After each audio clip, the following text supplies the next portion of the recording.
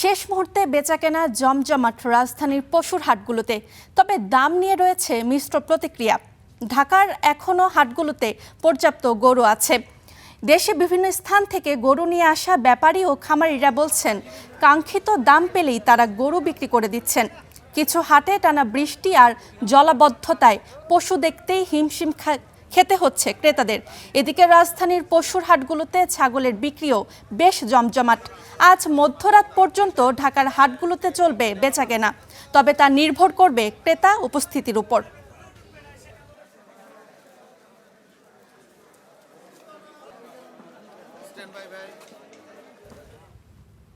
গরু কেনার সাথে সাথে ঠিক করে রাখতে হচ্ছে কসাই। পশু কুরবানি আর মাংস প্রস্তুত করতে এখন কসাইয়ের রেটও চড়া। পেশাদার কসাইরা লাখ টাকার গরুর জন্য 20,000 টাকা পর্যন্ত পারিশ্রমিক নিচ্ছেন এবছর। তবে মৌসুমি কসাইরা কিছুটা কম টাকায় গরু কাটার চুক্তি নিচ্ছেন।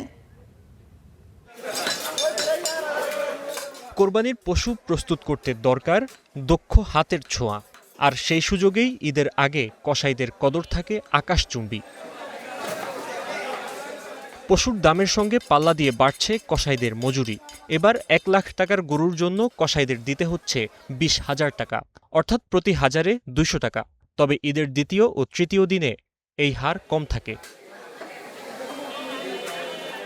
পেশাদার কসাইদের দাবি, পশুর চামড়া অক্ষত রাখা এবং দ্রুততম সময়ে মাংসের নিখুঁত কাটিং দেওয়ার বিশেষ দক্ষতার কারণে তাদের এই বাড়তি পারিশ্রমিক প্রাপ্য।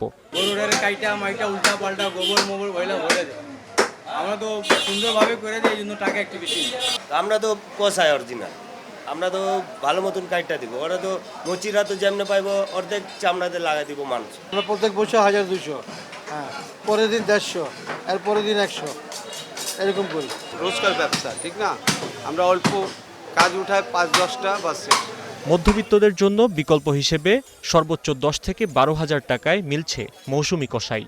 অপেশাদার হাতে কাজের মান কমার ঝুঁকি থাকলেও তাদের দাবি ভিন্ন। একটা চামড়া কোনাও ছাড়বে না, হয়তো আমি জাত কষাই না, পেশিতে গেলে তো তার কোরবানিটা এত মনক্ষুণ্ণ হয়ে যাইবে। হ্যাঁ, খুব রিস্কে কাজ করতে হয়। যারা কষার কাজ করে ওরা কোনটা কেনে, আমরা কোনটা কেনি না। দেশে আমরা কোরবানি দিছি, তো আমাদের দেশে নিজস্ব গরু আসলে নিজেরা কোরবানি দিছি, নিজেরা করছি, ওই কারণে আমাকে অভ্যাস আছে। হাটের হাসিলের মতো কসাইদের জন্য একটি নির্দিষ্ট মূল্য তালিকা থাকা প্রয়োজন বলে মত কোরবানিদাতাদের। এতে উভয়ই অনাকাঙ্ক্ষিত পরিস্থিতি থেকে রেহাই পাবে। Fahim Yusuf, star news, Dhaka.